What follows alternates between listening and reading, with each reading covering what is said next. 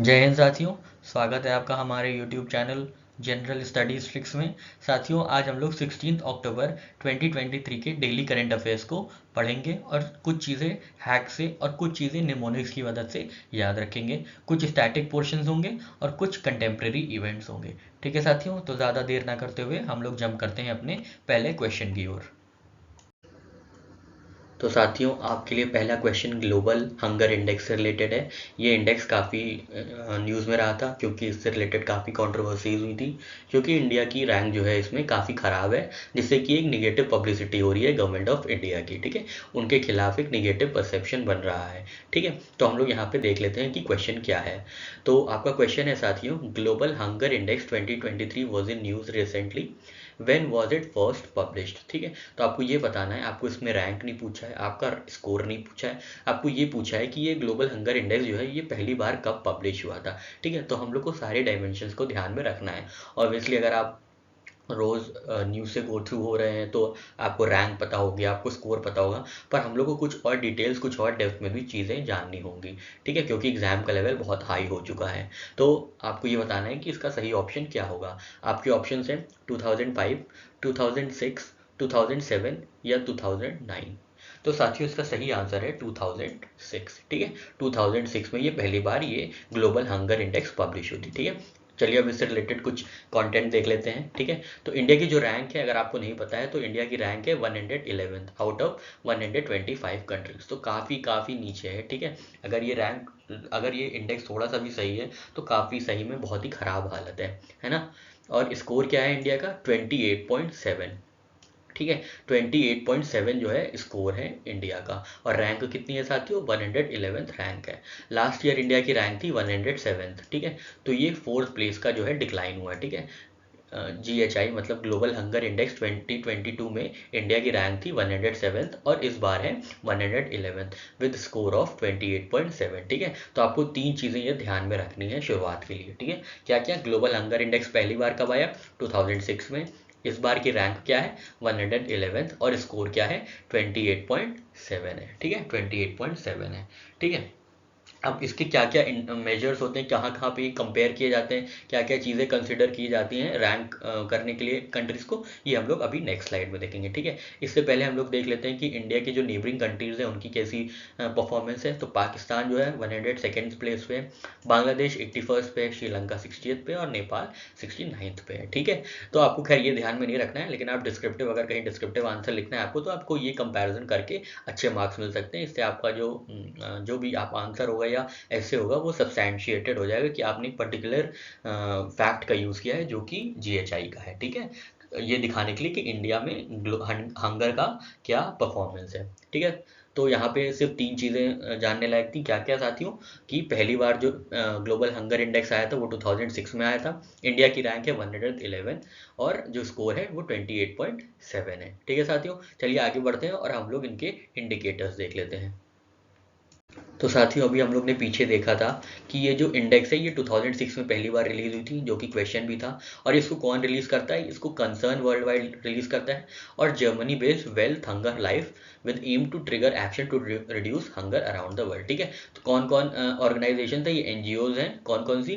Concern world wide और Germany based wealth hunger life. ठीक है, ध्यान रखिएगा, कंसर्न वर्ल्ड वाइड, कंसर्न किस चीज़ की? ध्यान रखने के लिए हंगर की कंसर्न। ठीक है, इसलिए हंगर इंडेक्स। ठीक है, ऐसे याद रखिएगा, एक छोटी सी ट्रिक है आपके लिए कि हंगर इंडेक्स को कौन निकालता है? जिसको हंगर की कंसर्न होगी। कंसर्न मतलब कंसर्न वर्ल्ड वाइड। ठीक है, और इनके तो हंगर में, इनके तो नाम में ही हंगर है, द हंगर लाइफ, इसलिए हंगर इंडेक्स यही निकालेंगे। ठीक है, अगर आपसे पूछ लिया जाता है कि ये कौन निकालता है, कौन सी इंस्टीट्यूट है जो ग्लोबल हंगर इंडेक्स को रिलीज करती है या पब्लिश करती है, तो आप आराम से बता पाएंगे। हंगर इंडेक्स कौन पब्लिश करता है? जिसको हंगर की कंसर्न होगी, मतलब concern wildlife, concern wild worldwide और hunger life, the hunger life. ठीक है, ये पहली बार 2006 में रिलीज हुई थी। ठीक है, और इसके चार इंडिकेटर्स हैं साथियों, ध्यान रखिएगा, चार इंडिकेटर्स हैं। कौन कौन से इंडिकेटर्स हैं? छोटे में बताएं तो आपके लिए निमोनिक तैयार है, स्वम। ठीक है, स्वम, SWUM, आप जानते हैं ना स्विम, उसी का स्वम। ठीक है, SWUM। ठीक है, SWUM। S से याद रखिएगा स्टंटिंग, S से स्टंटिंग, W से वेस्टिंग यू से अंडर नरिशमेंट और एम से मोर्टेलिटी। ठीक है, यहाँ पे जो इनको क्राइटेरिया अलॉट किए गए हैं या जो इनको शेयर है इनका या इनके जो परसेंटेज है या फ्रैक्शन है वो अलग अलग है। ठीक है, देखिए जैसे यहाँ पे अंडर नरिशमेंट का जो फ्रैक्शन है वो 1/3 यूज होगा ग्लोबल हंगर इंडेक्स को रैंक करने में, कंट्रीज को रैंक करने में। चाइल्ड स्टंटिंग का 1/6 लिया जाएगा, चाइल्ड वेस्टिंग का 1/6 लिया जाएगा और चाइल्ड मोर्टेलिटी का 1/3 लिया जाएगा। ठीक है, तो स्टंटिंग और वेस्टिंग जो है 1/6 होंगे, अंडर नरिशमेंट और मोर्टेलिटी जो है वो 1/3 लिए जाएंगे। ठीक है, और इंडिया का स्कोर क्या है साथियों, अभी हम लोगों ने पीछे देखा था 28.7। ठीक है, 28.7। ठीक है, 0 is the best score and 100 is worst. ठीक है, तो ये 100 पॉइंट की स्केल है। ठीक है, और इसमें क्या क्या इंडिकेटर है साथियों, एक बार फिर से देख लेते हैं। SWUM स्वम। ठीक है, SWUM आपके लिए छोटा सा निमोनिक है, ताकि आपको अगर पूछा जाए कि कौन कौन से इंडिकेटर्स यूज होते हैं ग्लोबल हंगर इंडेक्स में या कौन कौन से नहीं यूज होते हैं, तो आप बिना कंफ्यूज हुए एग्जाम में आराम से आंसर दे पाए। ठीक है, तो कौन कौन से, एस से स्टंटिंग, W से वेस्टिंग, U से अंडर न्यूट्रिशमेंट और M से मोर्टेलिटी। ठीक है साथियों, यहाँ पे एक बार फिर हम लोग देख लेते हैं GHI के बारे में। GHI में क्या है, ग्लोबल हंगर इंडेक्स पहली बार कब आया साथियों, 2006 में आया। ठीक है, 2006 में आया। इंडिया की रैंक क्या है साथियों, 111 111। ठीक है, और स्कोर क्या है 28.7। ठीक है, स्कोर 28.7 है, और इसके इंडिकेटर्स क्या हैं, स्वम, SWUM। ठीक है, SWUM इस इंडिकेटर्स हैं, और इसको किसने रिलीज किया है, हंगर इंडेक्स को किसने रिलीज किया है, जो हंगर की जिसको कंसर्न होंगे, तो कंसर्न वर्ल्ड वाइड। ठीक है, कंसर्न वर्ल्ड वाइड और German base well the hunger life में। ठीक है साथियों, आशा करते हैं आपको ये ट्रिक समझ में आई होगी, निमोनिक अच्छा लगा होगा, और ये कंसर्न वर्ल्ड वाइड का जो एक छोटा सा निमोनिक बताया है या छोटी सी एक हैक बताई है वो आपको पसंद आई होगी, और बाकी सारा आपको इन्फॉर्मेशन भी अच्छी लगी होगी। चलिए आगे बढ़ते हैं साथियों। नेक्स्ट क्वेश्चन है साथियों, what is the theme of second edition of annual Indian space conflex which was held at Manekshaw centre in New Delhi, Delhi. ठीक है, तो आपको ये बताना है जो सेकेंड एडिशन हुआ था। देखिए कुछ चीज़ें हैं यहाँ पे क्वेश्चन में ही दी हुई हैं जो कि याद करने लायक है। तो जो इंडियन स्पेस कॉन्क्लेव है उसका सेकेंड एडिशन हुआ था। ठीक है, कहाँ पे, न्यू दिल्ली में। ठीक है, इंडियन स्पेस कॉन्क्लेव का जो सेकेंड एडिशन हुआ था कहाँ पे, न्यू दिल्ली में। तो इसकी थीम क्या थी आपको ये बताना है। तो आपके ऑप्शन है ब्रह्मांड और हम, भूमंडल से ब्रह्मांड तक, ये ब्राह्मण नहीं है ये ब्रह्मांड है। ठीक है, डी, ब्रह्मांड और हमारा संयुक्त अस्तित्व, और आकाश गंगा की खोज। तो आपके सामने ये 4 ऑप्शन है, आपके लिए हम फिर से पढ़ देते हैं। पहला ऑप्शन है ब्रह्मांड और हम, दूसरा ऑप्शन है भूमंडल से ब्रह्मांड तक, तीसरा ऑप्शन है ब्रह्मांड और हमारा संयुक्त अस्तित्व, फोर्थ ऑप्शन है आकाश गंगा की खोज। तो साथियों आपको सही बताना है कि ये जो इंडियन स्पेस कॉन्क्लेव अभी रिसेंटली हुआ था, इंडियन स्पेस कॉन्क्लेव जो हुआ था मानेकशॉ सेंटर में न्यू दिल्ली में, उसकी थीम क्या है। तो साथियों इसका सही आंसर है भूमंडल से ब्रह्मांड तक। ठीक है, theme of Indian space conflex space conclave is भूमंडल से ब्रह्मांड तक। ठीक है, from earth to entire universe. ठीक है, बहुत चांसेस है इसके आने के, क्योंकि ये एक थोड़ा सा नया स्पेस कॉन्क्लेव है, तो इसलिए इसके चांसेस ज़्यादा हो जाते हैं आने के। और बहुत ही सिंपल सा है, आपको इसमें ज़्यादा कुछ कॉम्प्लेक्सिटीज़ नहीं याद करनी है, ज़्यादा फैक्ट्स नहीं याद करने, बस आपको ये याद रखना है कि थीम क्या थी इसकी। ठीक है, इसको ऑर्गेनाइज किसने किया था साथियों, इन स्पेस ने। ठीक है, जो कि डिपार्टमेंट ऑफ स्पेस की एजेंसी है। इन स्पेस क्या है, Indian national space promotion and authorisation, जो कि ऑटोनोमस एजेंसी है किसकी, डिपार्टमेंट ऑफ स्पेस की। ठीक है, इन स्पेस ने इसको ऑर्गेनाइज किया था इंडियन स्पेस कॉन्क्लेव को। ठीक है, और ये सेकेंड एडिशन था। ठीक है, सेकेंड एडिशन था, ध्यान दीजिएगा। ठीक है साथियों, चलिए आगे बढ़ते हैं। नेक्स्ट क्वेश्चन है साथियों, protocol for management of malnutrition in children protocol is prepared by. तो आपको ये बताना है protocol for management of malnutrition in children किसने प्रिपेयर किया है। तो आपके ऑप्शंस हैं ministry of women and child development, ministry of health and family welfare, या मिनिस्ट्री ऑफ एजुकेशन, या A एंड B, मतलब ministry of women and child development और ministry of health and family welfare. तो ये तो easy सा है, इसका आंसर होगा लास्ट वाला A एंड B। ठीक है, तो यूनियन मिनिस्टर जो है वुमेन एंड चाइल्ड डेवलपमेंट की श्रीमती जुबीन ईरानी, उन्होंने नया स्टैंडर्डाइज प्रोटोकॉल निकाला है किसके लिए, management of malnutrition in children के लिए। ठीक है, ड्यूरिंग नेशनल इवेंट सुपोषित भारत सशक्त भारत। ठीक है, to fight malnutrition in to fight malnutrition in children in India. It is the first ever national protocol for management of malnutrition in children. ठीक है, तो क्योंकि ये पहला नेशनल प्रोटोकॉल है इसलिए ये इंपॉर्टेंट हो जाता है. Protocol has been jointly prepared by MOWCD development and ministry of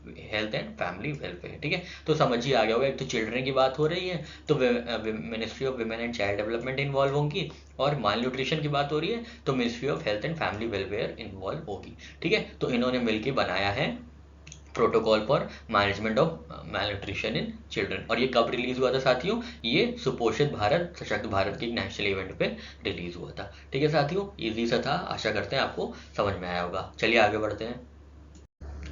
next question है साथियों, who among the following bank has signed an agreement with SIDBI, that is Small Industries Development Bank of India, to extend financial and other support services to MSME in rural and remote areas. ठीक है, तो MSME को support करने के लिए SIDBI ने किस bank के साथ पार्टनरशिप की है आपको ये बताना है. ठीक है, तो आपके ऑप्शन हैं Punjab national bank, state bank of India, Indian post payment bank या HDFC बैंक. तो साथियों इसका सही आंसर है IPPB. ठीक है, IPPB जो इंडियन पोस्ट पेमेंट बैंक है उन्होंने साइन किया है किसके साथ? SIDBI के साथ, to extend financial support services to MSMEs in rural areas. ठीक है, तो याद रखिएगा SIM. ठीक है, सिम याद रखिएगा यहाँ पे. ठीक है, सिम. S से क्या है साथियों? SIDBI. आई से क्या है? IPPB Indian post payment bank, और M से क्या है? MSME को सपोर्ट करने के लिए. ठीक है, MSME को सपोर्ट करने के लिए ये एक एग्रीमेंट साइन हुआ है किसके किसके बीच? इंडियन I से इंडियन पोस्ट पेमेंट बैंक, और S से क्या है? SIDBI के बीच ये जो एग्रीमेंट है साइन हुआ है. ठीक है, इसमें ज़्यादा और कुछ जानने की जरूरत नहीं है, बस इतनी सी न्यूज़ है. ठीक है साथियों, चलिए आगे बढ़ते हैं. नेक्स्ट क्वेश्चन है साथियों, Nari Shakti award winner she topped, मतलब she is also Nari Shakti award winner, she topped Akshara Lakshyam project of Kerala adult literacy programme, passed away at the age of 101 in Alappuzha Kerala. तो ये जो है जिनके बारे में ये क्वेश्चन है वो नारी शक्ति अवार्ड विनर है, और इन्होंने अक्षरा लक्ष्यम प्रोजेक्ट जो है केरला का एडल्ट लिटरेसी प्रोग्राम उसमें टॉप किया था. तो आपको बताना है इनका नाम क्या है. इनकी हाल ही में डेथ हुई है एट द एज ऑफ 101. ठीक है, तो आपको बताना है इनका नाम क्या है. तो आपके ऑप्शंस हैं कावेरी अम्मा, कात्यायनी अम्मा, अमृता अम्मा या कात्यायनी अम्मा. ठीक है, तो आपको ये बताना है ये नारी शक्ति अवार्ड विनर भी रही हैं, और she top Akshara Lakshyam project of Kerala का जो एडल्ट लिटरेसी प्रोग्राम है जिसमें शायद इनके 99 समथिंग % आए थे, तो इनकी डेथ हो चुकी है. तो आपको इनका नाम बताना है. तो साथियों इसका सही आंसर है कात्यायनी अम्मा. ठीक है, कात्यायनी नहीं, अमृता नहीं, कावेरी नहीं, कात्यायनी अम्मा. ठीक है, Katyayani Amma, Nari Shakti award winner in Kerala adult literacy programme, Katyayani Amma passed away. ठीक है, शी वाज बोर्न इन 1922. ठीक है, in 2018 at the age of 96 Katyayani Amma topped Akshara Lakshyam, मतलब million literacy examination of Kerala state literacy mission, secured highest mark. ठीक है, 100 में से 98 मार्क्स आए थे, इसलिए ये चर्चा में आई थी. ठीक है, तो इनका क्या नाम है? कात्यायनी अम्मा. ठीक है, तो याद रखिएगा कार्थ. ठीक है, कार्थ, KART. ठीक है, कार्थ मतलब कार्य. ठीक है, इन्होंने कार्य बहुत अच्छा किया था, मतलब लिटरेसी में इनके 98 आए थे 100 में से, तो इनको अवार्ड मिला था किसका? नारी शक्ति अवार्ड का. ठीक है, तो याद रखिएगा इनका क्या नाम है? कात्यायनी अम्मा. और ये कहाँ से हैं? जिस नाम से इनका इनिशियल्स हैं उस नाम से ही, उसी लेटर से ही ये रहने वाली हैं केरला की. ठीक है, केरला की रहने वाली कौन? कात्यायनी अम्मा. ठीक है साथियों, आशा करते हैं आपको ये ट्रिक अच्छी लगी होगी, ये हैक समझ में आया होगा. ठीक है साथियों, चलिए आगे बढ़ते हैं. नेक्स्ट क्वेश्चन है साथियों, which of the following state government released professional handbook to chat GPT. ठीक है, तो किस स्टेट गवर्नमेंट ने एक पब्लिकेशन रिलीज किया है जिसका नाम है professional handbook to chat GPT. तो आपके ऑप्शंस हैं आंध्र प्रदेश, तमिलनाडु, केरला या दिल्ली. ठीक है साथियों, अगर आप सोच रहे हैं कि आंध्र प्रदेश है तो बिल्कुल ही गलत है, क्योंकि सही आंसर है इसका तमिलनाडु. ठीक है, तो तमिलनाडु के जो information technology and digital services के जो मिनिस्टर हैं उन्होंने रिलीज किया है क्या? Professionals handbook to chat GPT. ठीक है, चैट जीपीटी इन्होंने पब्लिश किया है। तो कैसे याद रखेंगे, चैट कब करते हैं हम लोग, मिल के करते हैं ना, चैट हम लोग कब के करते हैं, मिल के करते हैं। तो मिल से याद रखिएगा तमिल, ठीक है, मिल से क्या याद रखेंगे हम लोग, तमिल, ठीक है। तो तमिलनाडु के जो डिजिटल इंफॉर्मेशन मिनिस्टर है उन्होंने ये chat GPT professional handbook to chat GPT release किया है। क्या याद रखेंगे कि चैट जीपीटी से क्या याद रखेंगे, चैट, ठीक है। चैट कब करेंगे हम लोग, चैट तब करेंगे जब हम लोग साथ में मिलेंगे एक दूसरे से, तभी तो चैट कर पाएंगे, ठीक है। तो मिल से मतलब याद रखिएगा तमिल, ठीक है, तमिलनाडु, ठीक है। तो तमिलनाडु ने क्या रिलीज किया है, professional handbook to chat GPT, ठीक है साथियों। आशा करते हैं आपको ये ट्रिक अच्छी लगी होगी। हम लोग नेक्स्ट क्वेश्चन की ओर बढ़ेंगे।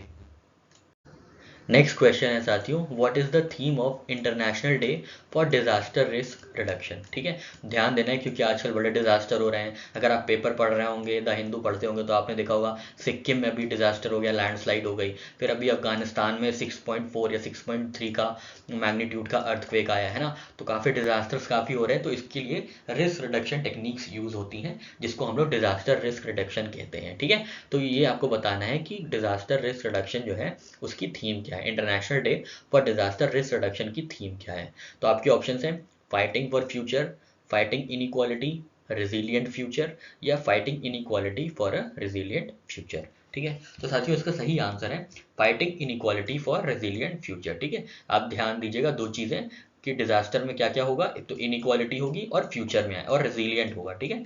रेजिलिएंट होना चाहिए डिजास्टर से, रेजिलिएंट मतलब क्षमता होनी चाहिए कि एब्जॉर्ब कर सके कोई भी लॉस को, उसको रेजिलियंस कहते हैं, ठीक है। कि कोई किसी की क्षमता है कि कोई भी लॉस होता है, कोई भी हानि होती है, उसको एब्जॉर्ब करने की जो क्षमता होती है उसको रेजिलियंस कहते हैं, ठीक है। तो fighting inequality for resilient future जो है इस बार की थीम है, ठीक है। ध्यान दीजिएगा साथियों, इंपॉर्टेंट है और काफ़ी चांसेस हैं कि पूछा जा सकता है, ठीक है। और हम लोग international day for disaster risk reduction कब सेलिब्रेट करते हैं, तो 13 अक्टूबर को ये सेलिब्रेट करते हैं, ठीक है। कब सेलिब्रेट करते हैं, 13 अक्टूबर को। और इस बार की थीम क्या है, fighting inequality for resilient future, ठीक है। डिजास्टर क्या हमको क्या डिजास्टर से क्या बनना है, रेजिलियंस होना है और इनइक्वालिटी से फाइट करनी है, ठीक है। तो दो इंपॉर्टेंट कीवर्ड्स हैं, आप ध्यान रखिएगा, इसी से आप ऑप्शंस ढूंढ के लगा सकते हैं, ठीक है। इनइक्वालिटी और रेजिलियंट फ्यूचर, ठीक है साथियों। आशा करते हैं आपको ये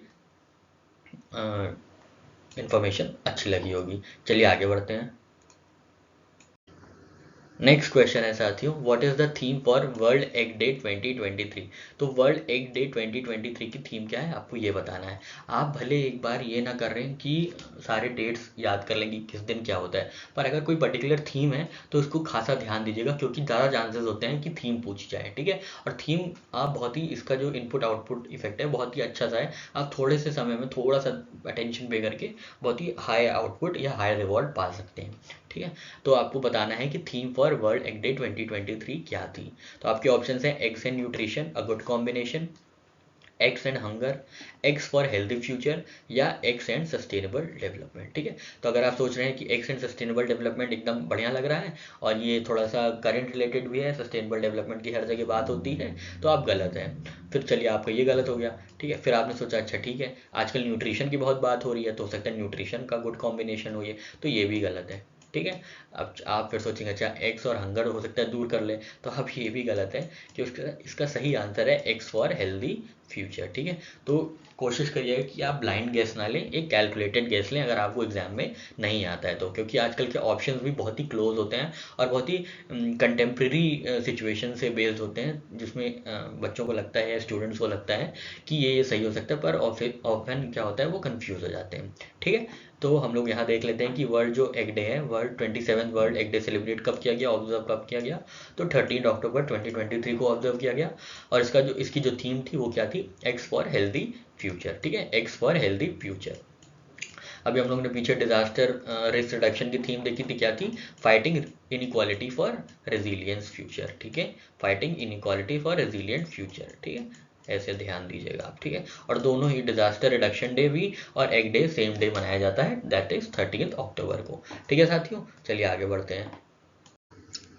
नेक्स्ट क्वेश्चन है साथियों, अभी हाल ही में हमारे प्रधानमंत्री नरेंद्र मोदी साहब ने ये बोला कि इंडिया जो है 2036 के ओलंपिक्स को ऑर्गेनाइज करेगा। ठीक है, 2036 के ओलंपिक्स को ऑर्गेनाइज करेगा। हालांकि अभी ये कंफर्म नहीं हुआ है, पर उन्होंने अपना एक विलिंगनेस जाहिर की थी कि 2036 जो है ओलंपिक्स का एडिशन वो इंडिया में कंडक्ट किया जाए। ठीक है, तो आपको ये बताना है ओलंपिक्स से रिलेटेड चीज़ है कि ये जो फॉलोइंग ऑप्शंस हैं ये कौन से गलत हैं। ठीक है, तो 2024 का जो ओलंपिक्स है वो पेरिस में होगा, या 2028 का लॉस एंजल्स में होगा, और ऑस्ट्रेलिया 2032 में ओलंपिक्स को ऑर्गेनाइज कराएगा। तो आपको ये बताना है कौन सा इसमें ऑप्शन गलत है, या कोई भी गलत नहीं है। मतलब पेरिस में 2024 का ओलंपिक्स होगा, लॉस एंजल्स में 2028 का ओलंपिक्स होगा, और ऑस्ट्रेलिया में 2032 का ओलंपिक्स होगा।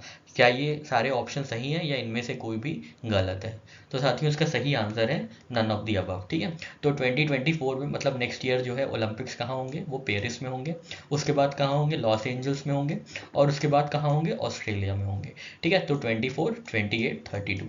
ठीक है, इससे रिलेटेड न्यूज़ देख लेते हैं। तो अभी प्रधानमंत्री नरेंद्र मोदी साहब ने 141 इंटरनेशनल ओलंपिक कमेटी जो मुंबई में हुई थी अभी, ठीक है, उसमें वहाँ पे अपनी इच्छा जाहिर की थी कि जो 2036 का ओलंपिक्स हो वो इंडिया में खेला जाए, और 2029 का यूथ ओलंपिक्स भी इंडिया में खेला जाए। ठीक है, तो इंडिया ने काफ़ी बड़ी बड़ी चीज़ें अभी ऑर्गेनाइज़ की थी। G20 अभी ऑर्गेनाइज़ किया। ठीक है, G20 ऑर्गेनाइज़ किया, उसके बाद वर्ल्ड कप इंडिया में हो रहा है। इसके बाद ये 2-3 चीज़ें और बड़ी बड़ी होती हैं जो कि इंडिया में अब होना चाहिए। ठीक है साथियों, तो 141 इंटरनेशनल ओलंपिक कमेटी में इन्होंने उसके सेशन में इंटरनेशनल ओलंपिक कमेटी के सेशन में प्रधानमंत्री साहब ने अपनी ये इच्छा जाहिर की थी। ठीक है, तो हम लोग को ये देख लेना है कि कौन सा कब कब कहाँ होगा। ठीक है, अब आप हमको बताइएगा 2020 में ओलंपिक्स कहाँ हुआ था। ठीक है, कमेंट सेक्शन में आप ज़रूर बताइएगा। ठीक है, पेरिस में अगले साल होगा 2024 में, लॉस एंजल्स 2028, और ऑस्ट्रेलिया में 2023 में। ठीक है, तो आप कैसे याद रखेंगे, प्लान है। ठीक है, प्लान है, ओलंपिक्स का प्लान है। ठीक है, ओलंपिक्स का क्या है, प्लान है। पी से अगले साल मतलब 24 में पेरिस में, उसके 4 साल बाद लॉस एंजल्स 2028, उसके बाद ऑस्ट्रेलिया में 2032 में। ठीक है, एन कुछ नहीं, बस ऐसे ही आपके लिए एक छोटा सा हैक बनाना था, इसलिए प्लान वर्ड अच्छा था कि दिमाग में बैठ जाता ओलंपिक का प्लान, इसलिए आपके लिए बना दिया है। ठीक है, PLA याद रखिएगा वैसे। ठीक है, PLA याद रखिएगा, एन अपने आप लगा लीजिएगा, प्लान। ठीक है, तो पेरिस, लॉस एंजल्स और ऑस्ट्रेलिया। ठीक है साथियों, आशा करते हैं आपको ये ट्रिक पसंद आई होगी। ठीक है साथियों, और ध्यान दीजिएगा कि ये जो नरेंद्र मोदी साहब ने अपनी इच्छा जाहिर की थी वो कहाँ पे जाहिर की थी, 141st एडिशन था, सेशन था इंडियन ओलंपिक कमेटी का। ठीक है, इससे पहले इंडिया में इंटरनेशनल ओलंपिक कमेटी कब ऑर्गेनाइज की गई थी, आप ये कमेंट सेक्शन में बताइएगा। ठीक है, चलिए आगे बढ़ते हैं। नेक्स्ट क्वेश्चन है साथियों, who among the following bodies is celebrating it's 50th foundation day. ठीक है, तो 50th फाउंडेशन डे कौन सेलिब्रेट कर रहा है, आपको ये बताना है। आपके ऑप्शंस हैं central board of direct taxes, central board of T, central pollution authority, या सेंट्रल इलेक्ट्रिसिटी अथॉरिटी। तो साथियों इसका सही आंसर है सेंट्रल इलेक्ट्रिसिटी अथॉरिटी। ठीक है, सेंट्रल इलेक्ट्रिसिटी अथॉरिटी जो है मिनिस्ट्री ऑफ पावर के अंदर आता है, और ये क्या करता है, this provides technical and policy support to the government and to all stake holders in power sector, celebrated its 50th foundation day on कब, 15 अक्टूबर को। ठीक है, ध्यान दीजिएगा 15 अक्टूबर को इन्होंने सेलिब्रेट किया अपना क्या, 50th फाउंडेशन डे। किसने सेलिब्रेट किया, इलेक्ट्रिसिटी अथॉरिटी ने, सेंट्रल इलेक्ट्रिसिटी अथॉरिटी ने, जो कि किसके अंदर आती है, मिनिस्ट्री ऑफ पावर के अंदर आती है। ठीक है साथियों, आशा करते हैं आपको ये इन्फॉर्मेशन समझ में आई होगी और पसंद आई होगी। चलिए आगे बढ़ते हैं। नेक्स्ट क्वेश्चन है साथियों, operation Ajay was in the news, it is related with. अगर आप थोड़ा बहुत भी अपनी सराउंडिंग से अवेयर हैं, अपनी चीज़ों, आप न्यूज़पेपर्स कंटिन्यूसली पढ़ते हैं या कोई ऐसा चीज़ फॉलो करते हैं जिससे आपका करंट अवेयरनेस बढ़ती रहे, तो आपको ये पता ही होगा कि ऑपरेशन अजय क्या है। ठीक है, तो आपको बताना है किससे रिलेटेड है। Is it related with south Sudan, Nepal, Israel या यूक्रेन। तो साथियों इसका सही आंसर है इजराइल। ठीक है, अभी आप जानते होंगे हमास ने अटैक किया था इजराइल पे, जिसके चलते काउंटर रिटेलिएशन किया गया है। तो वहाँ पे इंडियन जो सिटीजन्स हैं उनकी सेफ्टी के लिए गवर्नमेंट ऑफ इंडिया ने क्या किया, इवैक्यूएशन प्रोग्राम सेटअप किया है, जिस ऑपरेशन का नाम है, जिस इवैक्यूएशन ऑपरेशन का नाम दिया गया है ऑपरेशन अजय। ठीक है, तो ऑपरेशन अजय क्या करेगा, ये रिपैट्रिएशन ऑपरेशन है to bring back Indian citizens from Israel among ongoing 2023 Israel Hamas war. ठीक है, हम लोग देख लेते हैं कि पहले जो ऑपरेशन इवैक्यूएशन ऑपरेशन हुए थे वो कहाँ कहाँ और किससे रिलेटेड हुए थे, ताकि अगर कुछ बैक स्टैटिक भी पूछता है तो हम उसके लिए तैयार रहें। ठीक है, तो हम लोग को कॉम्प्रिहेंसिवली अपनी तैयारी रखनी है। ठीक है, तो ऑपरेशन राहत जो था वो 2015 में हुआ था, यमन क्राइसिस के दौरान। यमन में क्राइसिस हो गई थी, इसके चलते ऑपरेशन राहत हुआ था। ठीक है, राहत किसको मिली थी, याद रखिएगा, मेन को। ठीक है, राहत किसको मिली थी, मेन को, मतलब येमेन को। ठीक है, राहत किसको मिली थी, तो अगर आपसे पूछा जाएगा राहत किसके लिए था, तो येमेन में फंसे हुए लोगों के लिए, येमेन क्राइसिस में। तो राहत किसको मिली थी, मैन को मिली थी, मैन से याद रखेगा ये मैन। ठीक है, ये मैन। ठीक है साथियों, और हम लोग नेक्स्ट स्लाइड में और कुछ 4-5 ऑपरेशंस और देख लेते हैं। यहाँ पे साथियों देखिए, ऑपरेशन मैत्री था एक, 2015 में ये भी था, और ये मैत्री किससे रिलेटेड था, रिलीफ ऑपरेशन इन नेपाल। अगर आप जानते हैं तो 2015 में थोड़ा सा डेवास्टेटिंग अर्थक्वेक आया था 2015 में नेपाल में, जिसके चलते इंडियन गवर्नमेंट ने एक मदद भेजी थी जिसको ऑपरेशन मैत्री के नाम से जाना जाता है। ठीक है, तो एम के बाद क्या आता है साथियों, एन। तो मैत्री और नेपाल ऐसे रिलेटेड है। ठीक है, ये एक छोटी सा हैक है आपके लिए, ताकि अगर आप पूछे कभी कहीं भी स्टार्टिंग में पूछ ले कि ऑपरेशन मैत्री किससे रिलेटेड था, तो आप आराम से बता सकें। ठीक है, एम से याद रखना है एन, एम के आगे क्या आता है, एम एन। ठीक है, एम एन। तो एम से मैत्री और एन से नेपाल। पीछे अभी हम लोग ने क्या देखा था, राहत किसको मिली थी, मैन को। तो ऑपरेशन राहत जो था वो येमेन इवैक्यूएशन से रिलेटेड था। ठीक है, ऑपरेशन राहत जो थी वो येमेन इवैक्यूएशन से रिलेटेड थी। नेक्स्ट है साथियों ऑपरेशन संकट मोचन, ये 2016 में था।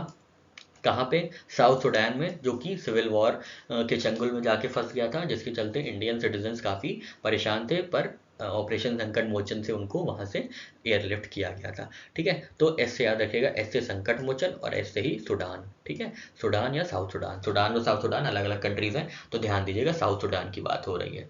ठीक है, सुडान और साउथ सुडान अलग अलग कंट्रीज हैं। ठीक है, तो संकट मोचन जो है वो साउथ सुडान कंट्री में ऑपरेशन परफॉर्म किया गया था। ठीक है साथियों, नेक्स्ट है साथियों ऑपरेशन समुद्र सेतु। अब यहाँ ध्यान दीजिएगा, ये भी एस से था, तो कंफ्यूज नहीं होना है। ठीक है, यहाँ पे समुद्र की बात हो रही ना, समुद्र से क्या भेजा गया था, समुद्र से कोविड-19 के लिए, जो पैंडमिक कोविड-19 जब आया था उसको पैंडमिक के लिए जो हम लोग ने वो वायल्स भेजी थी, उसको कहते थे हम लोग ऑपरेशन समुद्र सेतु। इसके चलते क्या हुआ था कि इंजेक्शंस और वायल्स भेजी गई थी, जो भी वैक्सीन थी वो अपने देशों में, अपने पड़ोसी मुल्कों में और सारे देशों में भेजी गई थी। इसको नाम दिया गया था क्या, ऑपरेशन समुद्र सेतु। ठीक है, समुद्र सेतु, तो समुद्र के माध्यम से, सी के माध्यम से, ओशन के माध्यम से जो है वैक्सीन्स को डिलीवर किया गया था नेबरिंग कंट्रीज और जहाँ पे भी ज़रूरत थी इनके लिए। ठीक है, आपको याद होगा द वैक्सीन वॉर, एक फिल्म है विवेक अग्निहोत्री की, तो इसी पे बेस्ड है। ठीक है, वैक्सीन्स पे वो बेस्ड है। ठीक है, तो वैक्सीन वाली जो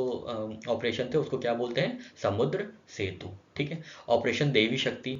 ठीक है, देवी शक्ति किससे रिलेटेड है, अफगानिस्तान से रिलेटेड है। ठीक है, अफगानिस्तान में भी थोड़े दिन पहले ही, आप 2021 में तालिबान का रूल आ गया था, जो पॉपुलरली इलेक्टेड गवर्नमेंट थी, उनको तालिबान ने डिस्प्लेस कर दिया था और उन्होंने अपना रूल जमा लिया था, जिसके चलते, और ये कब हुआ था, जब यूएस की जो फोर्सेज हैं वहाँ से विड्रॉ कर ली गई थी, इसके बाद से तालिबान ने वहाँ पे अपना कब्जा जमा लिया है। ठीक है, तो तब भी काफ़ी मतलब ह्यूमन राइट्स वायलेशंस होने लगे थे, इसके चलते जो इवैक्यूएशन हुआ था इंडियंस का, उसको नाम दिया गया था ऑपरेशन देवी शक्ति। ठीक है, तो याद रखिएगा, देवी शक्ति से देवा, बस याद रखिएगा। ठीक है, देवा शक्ति। ठीक है, देवा शक्ति, देवा डी वी और ए से अफगानिस्तान। ठीक है, देवा शक्ति बस याद रखिएगा। ठीक है, देवा शक्ति, ए से याद रखिएगा अफगानिस्तान। ठीक है, ए से क्या है, अफगानिस्तान है। ठीक है, ऑपरेशन गंगा साथियों, ये तो आपको पता ही होगा, यूक्रेन और रशिया के कॉन्फ्लिक्ट में यूक्रेन से जिन इंडियन सिटीजन्स को निकाला गया था, उनका नाम, उस ऑपरेशन का नाम रखा गया था ऑपरेशन गंगा। ठीक है, ऑपरेशन गंगा। ठीक है, तो आप याद रखिएगा यूजी, यूक्रेन से क्या क्या निकाली गई थी, गंगा निकाली गई थी। ठीक है, यूक्रेन से क्या निकलती है, गंगा जी निकलती हैं, आप ध्यान दीजिएगा, ऐसे याद कर सकते हैं। ठीक है, नेक्स्ट है साथियों ऑपरेशन दोस्त। ठीक है, ऑपरेशन दोस्त अभी 2023 में हुआ था, जहाँ पे टर्की और सीरिया में बहुत भारी अर्थक्वेक आ गया था और इंडियन गवर्नमेंट ने अपनी हेल्प भेजी थी, तो ऑपरेशन दोस्त उसका नाम रखा गया था। ठीक है, दोस्त से आप कैसे याद रखेंगे, DOST। ठीक है, ST से याद रखें, S से सीरिया और T से टर्की, तो नाम में ही इनके निमोनिक हो गया, हमने को ज़्यादा याद करने की ज़रूरत नहीं है। ठीक है साथियों, तो आशा करते हैं आपको ये निमोनिक पसंद आया होगा। एक बार जल्दी से फिर से रिवाइज कर लेते हैं। तो राहत किसको मिली साथियों? मैन को। तो यमन में ये ऑपरेशन किया गया था, ठीक है, यमन में। एन के बाद क्या आता है? एन तो मैत्री जो थी वो नेपाल से रिलेटेड था, नेपाल अर्थक्वेक से। संकट मोचन, एस से संकट और एस से सूडान, तो साउथ सूडान से इवैक्यूएशन प्रोग्राम था। समुद्र में क्या गया था? समुद्र में वैक्सीन गई थी, तो समुद्र सेतु के चलते जो वैक्सीन भेजी गई थी और वहां से सिटीजन्स को निकाला गया था, उनको इसको नाम दिया गया था समुद्र सेतु, ठीक है। देवी शक्ति, देवा शक्ति, ठीक है, देवा से देव से देवी शक्ति, और ए से क्या था? अफगानिस्तान, ठीक है। और ऑपरेशन गंगा, गंगा इंडिया के अलावा कहाँ निकलती है? यूक्रेन में निकलती है, तो यूक्रेन ऑपरेशन गंगा नाम दिया गया था, यूक्रेन से बचाए हुए इंडियंस को, ठीक है। और दोस्त में क्या है? सीरियन टर्की से अर्थक्वेक से जो इंडियन असिस्टेंस भेजा गया था उसको ऑपरेशन दोस्त का नाम दिया गया था। और ऑपरेशन अजय अभी इसराइल के लिए, ठीक है साथियों। आशा करते हैं आपको ये पूरी स्टैटिक चीज़ें समझ में आई होंगी। निमोनिक जो बताएं थोड़े बहुत हैक्स आपको समझ में आएंगे, और आप एग्जाम में अगर पूछा जाएगा तो बहुत ही आसानी से आप इसको सॉल्व कर पाएंगे, ठीक है साथियों। चलिए आगे बढ़ते हैं। नेक्स्ट क्वेश्चन है साथियों, आरबीआई ने अभी हाल ही में सर्टिफिकेट ऑफ रजिस्ट्रेशन कैंसिल कर दिया है Tamil Nadu based Indian bank IND bank housing limited का, ठीक है। तो ये किस लेजिस्लेशन को यूज करके ये चीज परफॉर्म की गई थी, ठीक है। क्या परफॉर्म किया गया था? सर्टिफिकेट ऑफ रजिस्ट्रेशन का कैंसिलेशन, ठीक है। तो आपको ये बताना है, the reserve bank of India has cancelled the certificate of registration of Chennai based IND bank housing limited, which legislation was use for this purpose, ठीक है। तो कौन सा लेजिस्लेशन यूज हुआ था आपको ये बताना है। तो आपके ऑप्शन हैं RBI act 1934, banking regulation act 1949, national housing bank 1987, या ए एंड बी, मतलब ए एंड बी। साथियों अगर आपको लग रहा है डी आंसर सही है तो बिल्कुल गलत है, क्योंकि सही आंसर है नेशनल हाउसिंग बैंक, ठीक है। यहाँ पे देखिए, this decision was taken by RBI in exercise of its power conferred on it under section 29A clause 6 of NHB act, national housing board act 1987, ठीक है। तो एनएचबी एक्ट का यूज करके इनका सर्टिफिकेट ऑफ रजिस्ट्रेशन कैंसिल कर दिया गया है, किसका? आईएनडी बैंक हाउसिंग लिमिटेड का, ठीक है। चलिए साथियों, यहाँ पे हम लोग का ये सेशन खत्म होता है। आशा करते हैं आपको ये सारी ट्रिक्स और निमोनिक्स अच्छी लगी होंगी। हम लोग कल फिर मिलेंगे 17 अक्टूबर की करंट अफेयर्स के साथ। तब तक आप खूब मेहनत करते रहिए, अपने मम्मी पापा का ख्याल रखिए, अपनी सेहत का ख्याल रखिए, और लाइफ को एंजॉय कीजिए, प्रोसेस को एंजॉय कीजिए, ठीक है साथियों। जय हिंद, जय भारत।